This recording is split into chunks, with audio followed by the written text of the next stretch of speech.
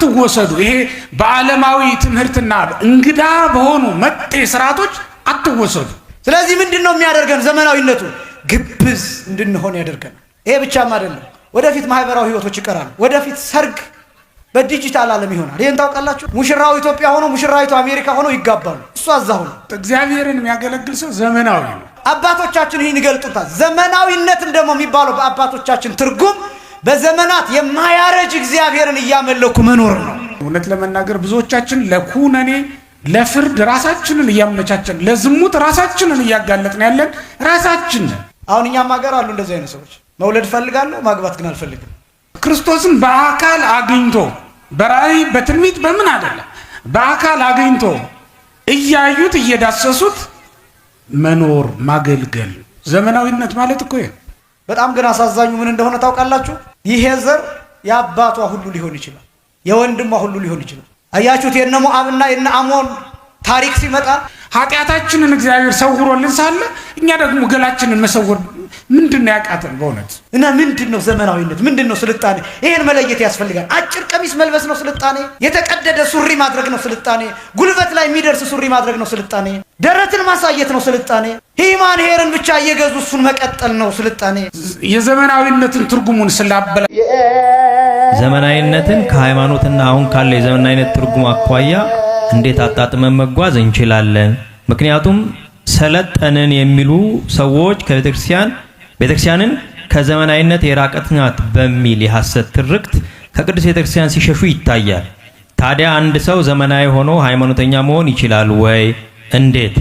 ከዚህ ጋር ተያይዞ ወጣቱ ወደ ቅዱስ ቤተክርስቲያን ከመምጣት ይልቅ ወደ ተለያዩ መዝናኛ ቦታዎች ለምሳሌ ወደ ጂምናዚየም፣ ወደ እግር ኳስ ሜዳዎች፣ ወደ ፊልም ቤቶች፣ ወደ ተለያዩ መጫወቻ ቦታዎች እየሄደ ነውና እዚህ ላይ አጽንኦት ተሰጥቶ ትምህርት ቢሰጥ ወይም ደግሞ ማሳሰቢያ ቢሰጥ የሚል ይሆን።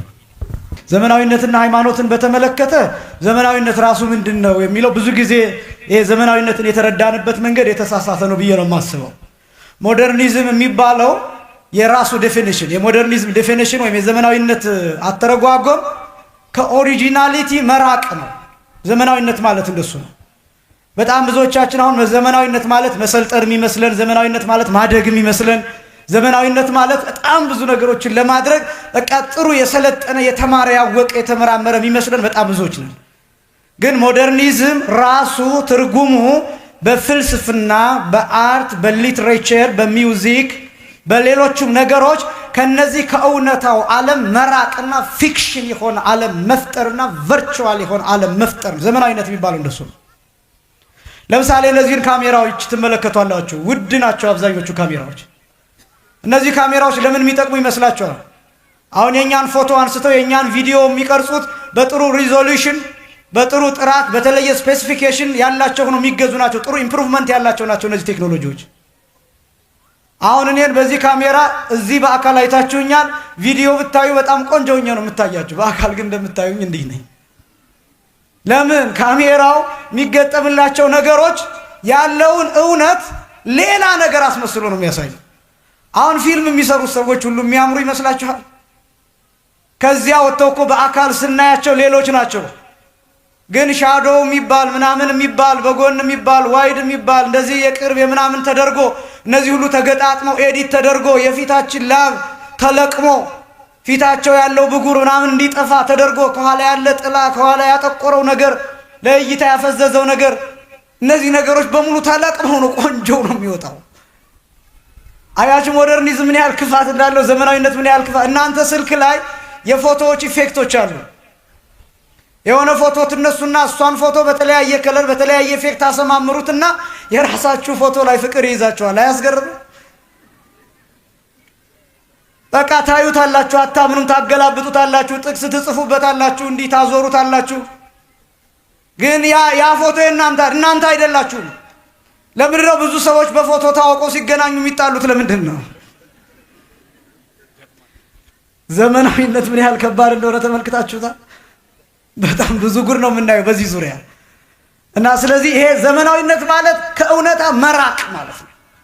እና ዘመናዊ መሆን ማለት እውነትን ማጣት ማለት። ወደፊት የሚፈጠረው ዓለም የውሸት ዓለም ነው። ለምሳሌ አሁን ላይቭ የሚያዩ ሰዎች አሉ።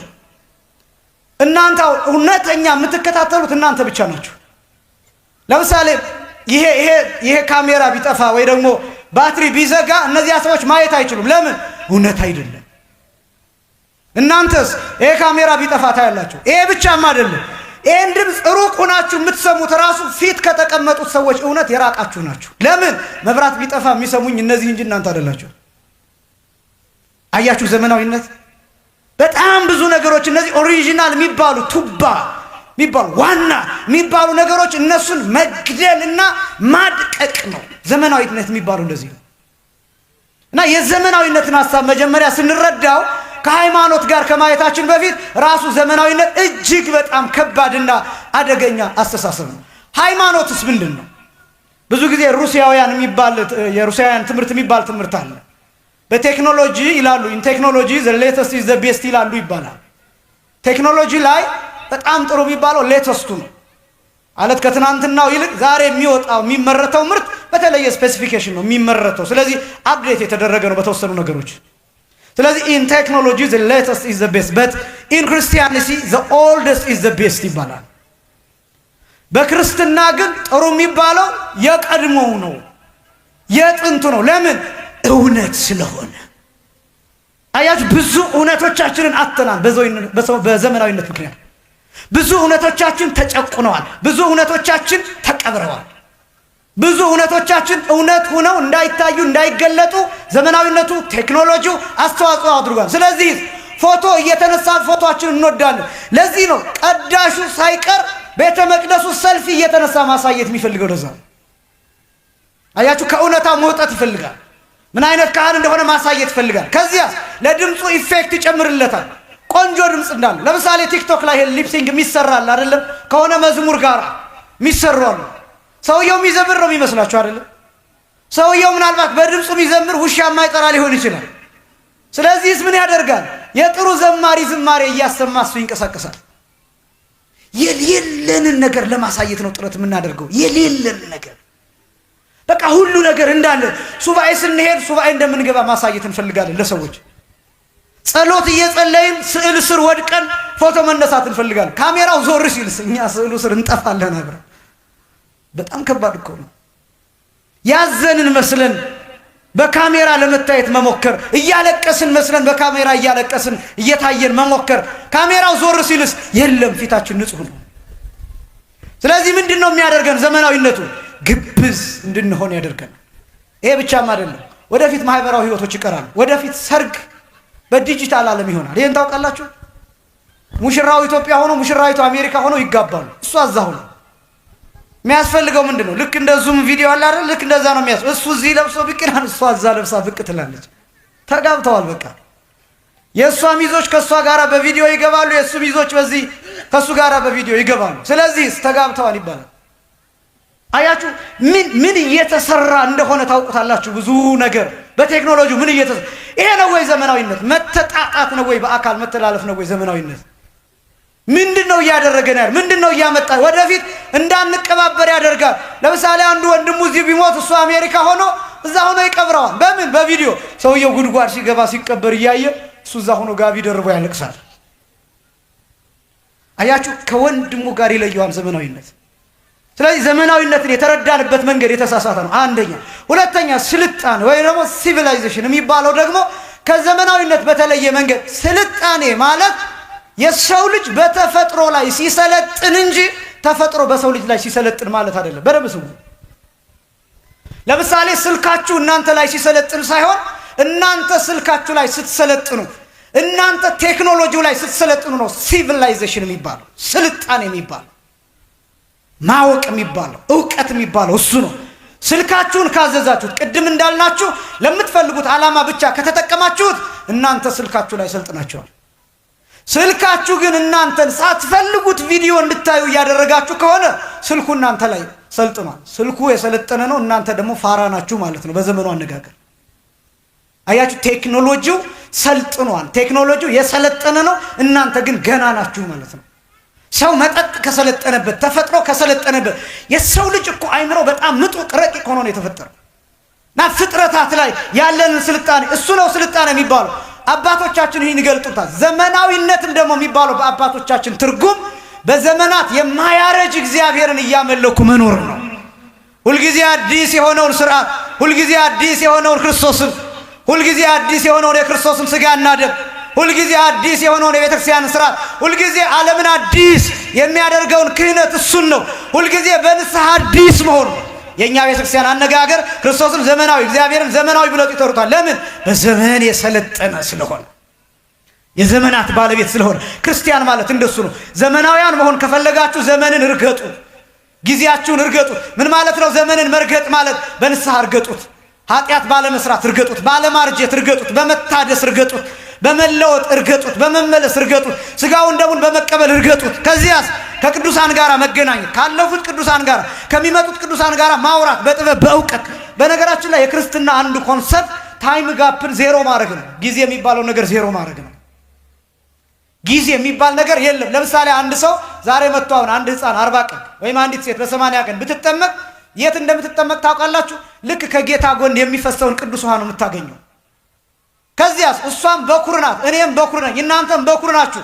እኩል ነው የምንሆነው። መንግስተ ሰማያት ስንገባ ዛሬ የተጠመቀችው የዛሬ 500 ዓመት የሚጠመቀው ጋር በኩር ሆነን ነው መንግስተ ሰማያት የምንገባው። አያችሁ፣ ታይም ጋፕ ዲስታንስ ጋፕ የሚባል ነገር በክርስትና የለም። ርቀት የሚባል ነገር የለም። ቀራን የሆነው ቀጥታ ሄደ ከጌታ ጎን የሚፈሰውን የምታገኘው። ለምን? በጸሎት በቃለ እግዚአብሔር በስመ እግዚአብሔር ውሃውን ከክርስቶስ ጎን የፈለቀውን ቅዱስ ውሃ ማድረግ ስለሚቻል በጣም ብዙ ኃይል አለ እናንተ እጅ ላይ። ክርስትናው ላይ ብዙ ጥበብ አለ። አባቶቻችን እኮ አውሮፕላን ተጠቅመው ታይሆን አንሳይ ስሆ ዘበመንፈስ በሚባል ረቂቅ በሆነ ሁሰት ወይም እንቅስቃሴ በሰከንዶች ውስጥ ከዚህ ተነስተው አሜሪካ ደርሰው መመለስ ይችላሉ። እዚሁ ነው ቅድም የኔታ እንደገለጡት እንደነ ኤልሳ የት ሀገር የሚደረገውን ማየት እኮ ይችላሉ። እና ዘመናዊነት ይሄ እኮ ነው። ስልጣኔ እኮ የሚባለው ይሄ እኮ ነው። አባቶቻችን በደመና ይጎዛሉ፣ በባህር ላይ ይራመዳሉ፣ ተራራውን ያፈልሳሉ። ስልጣኔ እኮ ማለት እኮ ይሄ እኮ ነው። ድንጋዩን ዳቦ ማድረግ ይችላሉ። ስልጣኔ ማድረግ ይሄ ነው። ቅድም የገለጥነው ባህር መክፈል ስልጣኔ ማለት እኮ ይሄ ነው። የሰዎችን ችግር መፈወስ፣ አጋንንትን ማባረር፣ ሰዎችን ማዳን፣ ርኩስታን መናፍስትን ማሰር፣ ይሄ እኮ ነው ዘመናዊነት የሚባለው። ስልጣኔ እኮ የሚባለው ይሄ እኮ ነው። ህብስትን ቅድም እንደገለጡት የኔታ ወደ ስጋነት ወደ ደምነት መቀየር ስልጣኔ እኮ ማለት ይሄ ነው። መንፈሳዊ ስልጣኔ የሚባለው እኮ ይሄ ነው። በአንድ ቃል መስራት ጌታ ይሄ ደሜ ነው ይሄ ስጋዬ ነው ብሎ በተናገረበት ቃል ለዘላለም ይችን ቃል መጠቀም ይሄ እኮ ነው ስልጣኔ የሚባለው። የቢግ ባንክ ቲዮሪ የሚያወራል አንድ ሳይንቲስት ብትጠይቀው 1 × 10 raised to -14 ወይም -14 ዲያሜትር ያለው ዶት ፈንድቶ ነው ይህ ዓለም የተፈጠረው ይላል። በጣም እኮ አስደናቂ። 1 × 10 raised to -14 ዲያሜትር ያለው ዶት ነጥብ የሚያክል እሱ ፈንድቶ ነው ይህ ዓለም ይሄ ዩኒቨርስ የተፈጠረው ይላል። እኛ ደግሞ ምን እንላለን? ቃል ተነግሮ ይህ ዓለም ተፈጥሯል። እግዚአብሔር ይሁን ብሎ ተናገረ፣ ይሄ ሁሉ ዓለም ተፈጠረ። ከዚያስ እንደገና መጣ ክርስቶስ ስጋ ለብሶ። ከዚያስ ይሄ ስጋዬ ነው ይሄ ደሜ ነው። አንድ ጊዜ በተናገረው ቃል ስጋና ደም እየሰጠን እንኖራለን። በአንዲት ቃል ብዙ ተባዙ ምድርንም ሙሏት ብሎ በተናገረው ቃል ይሄ ሁሉ ሰው አለ። ወደፊትም ትውልድ ይቀጥላል፣ አይቋረጥም። ልክ ክርስቶስ ደግሞ መስቀል ላይ አንድ ጊዜ በተናገረው ቃል ዓለም እየዳነ ይኖራል። ይሄ እኮ ነው ስልጣኔ መረዳት። ይሄ እኮ ነው ደግሞ በጣም ብዙ ፍልስፍና እንይ ከተባለ እንደ ቅኔ ያለ ፍልስፍና የት አለ? እንደ ዜማ እንደ ድጓ ዜማ ያለ ፍልስፍና የት አለ? እንደ አቋቋም ያለ ስርዓት የት አለ? በየትስ አለ? 1 ሚሊዮን ሰው ተሰብስቦ ቢጮኸው ጸናጽሉ ማይዛባ የከበሮ ምት ማይፋለስ በጣም እኮ አስደናቂ ነው። ከዚህ በላይ ዘመናዊነት ምን አለ? ከዚህ በላይ ጥበብ ምን አለ? ስለዚህ ዘመናዊነትን አስሮ የተረዳንበት መንገድ የነሱን ብጣሽ መልበስ፣ የነሱ መጫወቻ መሆን። በነገራችን ላይ ዘመናዊነቱ እነሱን አሁን ምን ያህል እየጎዳቸው እንደሆነ ይታወቃል። አሁን በጣም ብዙ ዘራቸው እየጠፋ ያሉ ሀገራት አሉ። ታውቃላችሁ? የኔታ አይተውታል። አውሮፓ ውስጥ በጣም የነሱ ዘር እየጠፋ በስደተኛው እየተተካ ስለሆነ አሁን ምን እያደረጉ እንደሆነ ታውቃላችሁ? የዘር ባንክ የሚባል አለ። ጸያፍ ሊመስል ይችላል። የዘር ባንክ ማለት የወንዶች የዘር ፍሬ የሚከማችበት ማለት ነው። ግልጽ መሆን ስላለበት ይሄ የወንዶች የዘር ፍሬ የሚከማችበት፣ ወንዱ ዘር ሲሰጥ ማንነቱ እንዳይታወቅ፣ ፕሮፋይሉ እንዳይቀመጥ፣ ስሙ እንዳይመዘገብ ያደርጋል። ከዛ ያ ይቀመጣል። ከዛ ሴቶች ምን ማድረግ አይፈልጉም? ማግባት አይፈልጉም። ማግባት ሳይፈልጉ ግን መውለድ ይፈልጋሉ። አሁን እኛም ሀገር አሉ እንደዚህ አይነት ሰዎች። መውለድ ፈልጋለሁ ማግባት ግን አልፈልግም። በጣም እኮ የሚገርም። ከዛስ መውለድ ሲፈልጉ ማግባት ካልፈለጉ ምን ያደርጋሉ? በብዙ 100,000 ገንዘብ ይከፍሉና የዘር ባንክ ያለበት ሂደው ዘሩን ተቀብለው እንዲጸንሱ ይደረጋል። በጣም ግን አሳዛኙ ምን እንደሆነ ታውቃላችሁ? ይሄ ዘር የአባቷ ሁሉ ሊሆን ይችላል፣ የወንድሟ ሁሉ ሊሆን ይችላል። አያችሁት? የነ ሞዓብና የነ አሞን ታሪክ ሲመጣ አያችሁት? የነ ሎጥ ኃጢአት ሲደገም አያችሁት?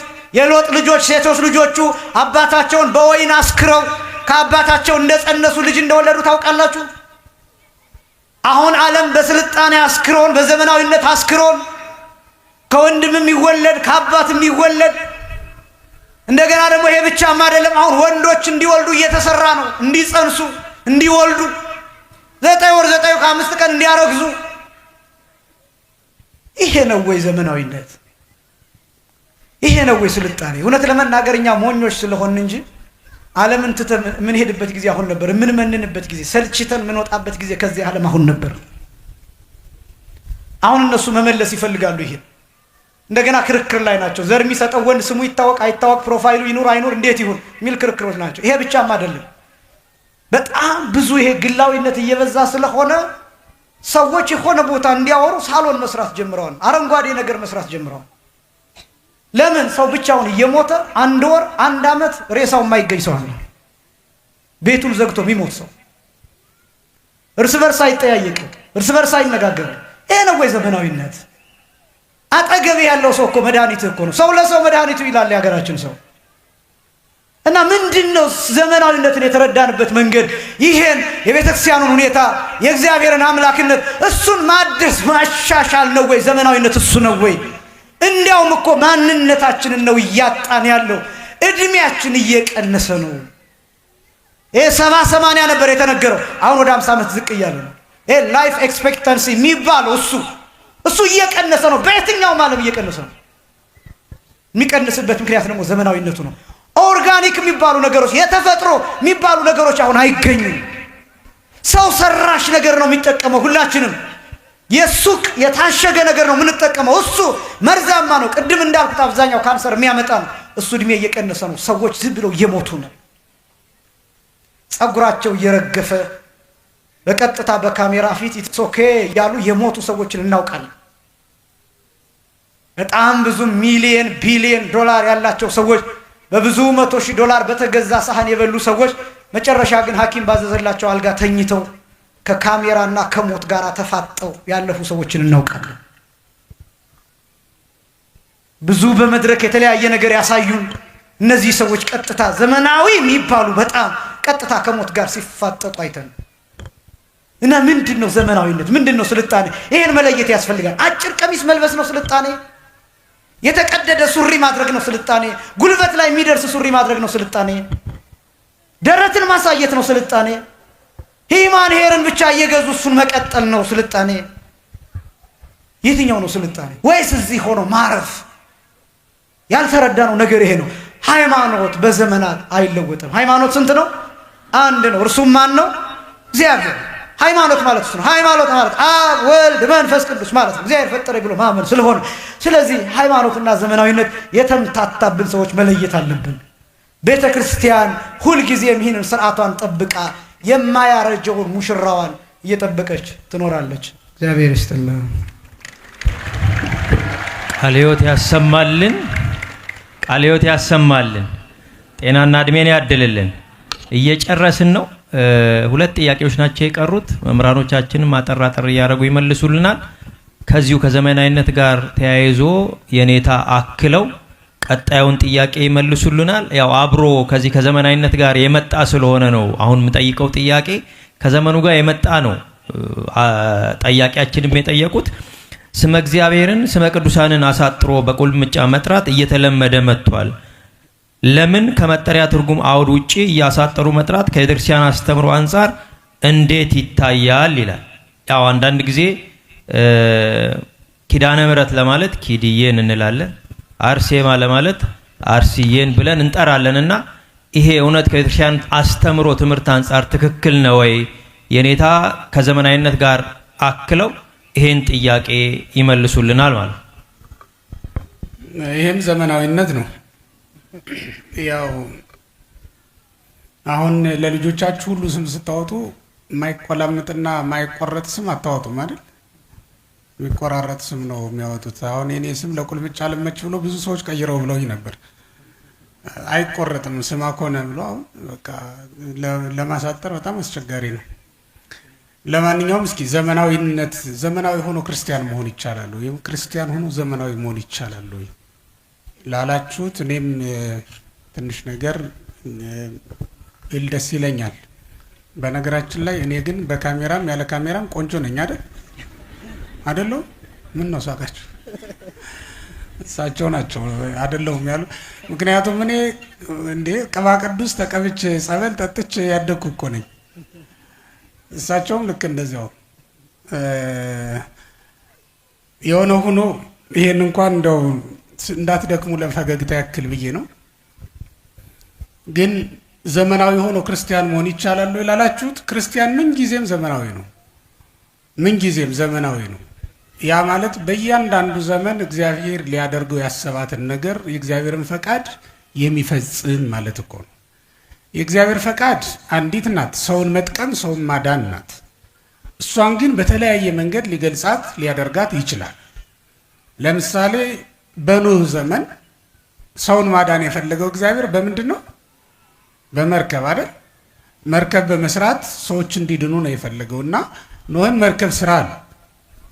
በሐዋርያት ዘመን እንደ ነቢያት ዘመን በራእይ በትንቢት እግዚአብሔርን ማየት አይደለም የሚያስፈልገው። ስለዚህ እንደየዘመኑ ዘመናዊ ሆነው ነው ሐዋርያትም ነቢያትም እግዚአብሔርን ያገለገሉት። እግዚአብሔርን የሚያገለግል ሰው ዘመናዊ ነው። በእያንዳንዱ ዘመን የሚያስፈልገውን እግዚአብሔር ያዘዘውን ነገር ሁሉ የሚያደርግ ነው። በሙሴ ዘመን ሙሴ እግዚአብሔርን ያመለከበት መንገድ ከሱ በፊት የነበሩ ሰዎች ካመለኩበት ለየት ያለ መንገድ ነው። መንገዱ ነው፣ አምልኮቱ አይደለም የሚለየው። የአምልኮ ስርዓቱ መንገዱ ነው የሚለየው። ከሙሴ በፊት በታቦት ማምለክ ስርዓት አምልኮ መፈጸም አልተጀመረም አይደል? ከአሮን በፊት ኤፉድ ለብሶ ያጠነ ማዕጠንተ ወርቅ ይዞ በቤተ መቅደስ የተመላለሰ ሰው የለም። ስለዚህ አሮን በዘመኑ ዘመናዊ ነው። በሐዋርያትም ዘመን ደግሞ ተመልከቱት፣ ክርስቶስን በአካል አግኝቶ በራእይ በትንቢት በምን አይደለም በአካል አግኝቶ እያዩት እየዳሰሱት መኖር ማገልገል ዘመናዊነት ማለት እኮ ይሄ። አሁን እናንተ ዘመናዊ የምትሉት ዓለማዊነት ነው የሚባል ያኛው ስሙ እንጂ ዘመናዊነት ከተባለማ ዘመናዊነት በየዘመናቱ ለአምልኮተ እግዚአብሔር በሚስማማ መልኩ እግዚአብሔር ማገልገል ስርዓት አምልኮን መፈጸም ነው። አሁን በዚህ ዘመን ቴክኖሎጂውም ይሄ በራሱ የምንናገርበት መንገድ ይህ ዘመናዊነት ነው። በቃ በቀደሙት አባቶቻችን ከፍ ባለ ቦታ ላይ ሆነው ይሰብኩ ነበር። ዛሬ ዝቅ ያለ ቦታም ላይ ብንሆን ድምጻችን ከፍ ብሎ መሰማት ይችላል። ዘመናዊነት እኮ እንደዚህ ነው። ስለዚህ እንደው ትርጉሞችን ባናበላሻቸው መልካም ነው። ቅድም የኔታ እንደተናገሩት የዘመናዊነትን ትርጉሙን ስላበላሸ ነው እንጂ ክርስቲያን ምን ጊዜም ዘመናዊ ነው። አትወሰዱ። ይሄ በዓለማዊ ትምህርትና እንግዳ በሆኑ መጤ ስርዓቶች አትወሰዱ። ሰዎቹ የሚነግሯችሁ አዳዲስ ትምህርቶች ደግሞ ይኖራሉ። ምናልባትም በክርስትና ውስጥ የምትለብሱትን አለባበስ ለዘመናዊነት አይስማማም፣ ለዚህ ዘመን ትውልድ አይመጥንም ብሏችሁ ራቁታችሁን እንድትመጡን ያበረታቷችሁ ሊኖሩ ይችላሉ። ግን እንደዛ አይደል። እግዚአብሔር ፊት ስንቆም ለእግዚአብሔር እንደሚገባ ሆነን ለክብሩ የሚመጥን አይነት ሰዎች ሆነን መቆም መቅረብ ስላለብን መላእክት በእግዚአብሔር ፊት ሲቆሙ አክሊል ደፍተው ካባ ለብሰው ነው የታዩት አይደል? ዮሐንስ በራእይ ያያቸው እንደዚያ ነው። እኛም በስርዓት ለብሰን የምንመጣው ገላችንን የሚሸፍን ልብስ ለብሰን የምንመጣው እኮ ለዚህ ነው። እግዚአብሔር ለነፍሳችን ጸጋውን ያለብሳት ዘንድ እኛ ደግሞ ስጋችንን በምድራዊ ልብስ ሸፍነን እንመጣለን። ዘመናዊነት እኮ እንደዚያ ነው ወገኖች። በዓለማዊነት መንፈስ ተይዛችሁ ዘመናዊነት ነው ብትሉ እሱ ዘመናዊነት አይደለም። ይሄ ከዘመን ጋራ መሸዋወድ ነው የሚሆነው። ዘመናዊነት እና ክርስትና የሚጋጩ ቅድም እሳቸው ያሉትን ነው ማጸናው፣ የሚጋጩ የሚጣሉ ነገሮች አይደሉም። ትምህርታችን ራሱ እኮ እንደየዘመኑ ተለያይቷል። ትምህርታችን ተለያይቷል ስላችሁ በነቢያት ዘመን ይወርዳል ይወለዳል ነበር የሚባለው። በሐዋርያት ዘመን ግን ወረደ ተወለደ ነው የሚባለው። ልብ በሉ። በነቢያት ዘመን ይመጣል እናየዋለን ነበር የሚባለው። በሐዋርያት ዘመን ግን አየነው ዳሰስነው ነው ትምህርታችን ይሄ። በነቢያት ዘመን የክርስቶስ ምሳሌ የሆነውን በግ ነበር ሰውተን የምንበላው። በሐዋርያት ዘመን ግን ራሱን አማናዊውን በግ ኢየሱስ ክርስቶስን በላን። በክርስቶስ ዘመን የነበሩ ሁለት ሰዎች ሐዋርያትና አይሁድ፣ ሁለቱ አንድ ዘመን የነበሩ ግን በአንድ ዘመን እየኖሩ ዘመናዊነት ያልገባቸው ነበር፣ የተለያየባቸው ነበሩ። ሐዋርያት እውነተኛውን ፋሲካ ክርስቶስ ታርዶላቸው ይመገባሉ። እነዚያ የብሉይ ኪዳን ሰዎች ወይም ደግሞ አይሁድ ደግሞ የአይሁድን ፋሲካ የሙሴን ፋሲካ ለማክበር ይሰናዳሉ። የተሸዋወዱት እዚህ ላይ ነው። አሁን በዓለማዊነት ተወስደን መንፈሳዊው ነገር እያመለጠን ስለሆነ ወይም ደግሞ ዘመናዊነት ራሱ ሳይገባን እየተቸገርን ስለሆነ በእውነት እንደየዘመኑ መጽደቅ የሚቻልበትን ጥበብ እግዚአብሔር አሰናድቶ ስለሰጠን መጽደቅ እንችላለን። እንደው እምብርታችንን አጋልጠን መሄድ አይደለም። ይሄ ዘመናዊነትና እሱን በደንብ ቅድም ሲናገሩት የነበረው በተለያዩ ነገሮች ፋሽን በሚል ሰበብ ፋሽን ማሳደድ ማለት በዚህ ዘመን እውነት ለመናገር ብዙዎቻችን ለኩነኔ ለፍርድ ራሳችንን እያመቻቸን ለዝሙት ራሳችንን እያጋለጥን ያለን ራሳችን ገላችንን እንኳን ሸፍንን ብንሄድ ምን ኖራለሁ? በእውነት ኃጢአታችንን እግዚአብሔር ሰውሮልን ሳለ እኛ ደግሞ ገላችንን መሰወር ምንድነው ያቃተን? በእውነት ስለዚህ እንደው ነውራችንን ደብቀን ሰውረን መኖር እንድንችል እግዚአብሔር ይርዳን። ከዛ ውጭ ያለው ሁለተኛ የተጠየቀው የቅዱሳንን ስም አቆላምጦ መጥራት፣ እሱም ዘመናዊነት ያመጣው ችግር ነው። ቅድም እንደነገርኳችሁ መግቢያ ላይ ዘመናዊነት ተክልይ የሚሉ ሰዎች አሉ። አንዳንድ ጊዜ በመዝሙርም አለ መሰለህ፣ በአማርኛ መዝሙር እንደዚያ ሲረዝምባቸው የሚያሳጥሩ ሰዎች። በቅኔ ቤት ከፊለስም የሚባል አለ። ከፊለስም የሚባል ያላቸው አሉ። ቂርቆስ የሚለውን ቂርቂ የሚል ከፊለስም መጠቀም አልፎ አልፎ የተለመደ ነው። በቅኔ ቤት እንደዚህ አይነት አሉ፣ ግን ብዙም የጎላ በመጽሐፍ አይገኝም። ስለማይገኝ እኛም በትምህርታችንና በሌላውም በዜማችን በምናችን አናስገባውም ማለት ነው። እንዲሁ ዝም ብሎ ባለቅኔዎች ግን እንዲህ አይነት ከፊለ ስሞችን ሲጠቀሙ ይታያል። የሆነ ሆኖ ግን የቅዱሳንን ስም በሚገባ አክብሮ መጥራት ይገባል። ምክንያቱም የእግዚአብሔር ባለሟሎች ናቸውና በከነ ሙሉ ክብራቸው በሚገባ አክብሮ መጥራት ሊለምድብን ይገባል ለማለት ነው። ልክ የእግዚአብሔርን ስም በከንቱ አትጥራ እንደተባለው ሁሉ ቅዱሳንም የእግዚአብሔር ቤተ መቅደሶች ስለሆኑ በሚገባ አክብረን እንደ ክብራቸው መጠን መጥራት ቢለምድብን መልካም ነው ለማለት ነው። እግዚአብሔር ይስጥልን። እግዚአብሔር ይስጥልን። ቃል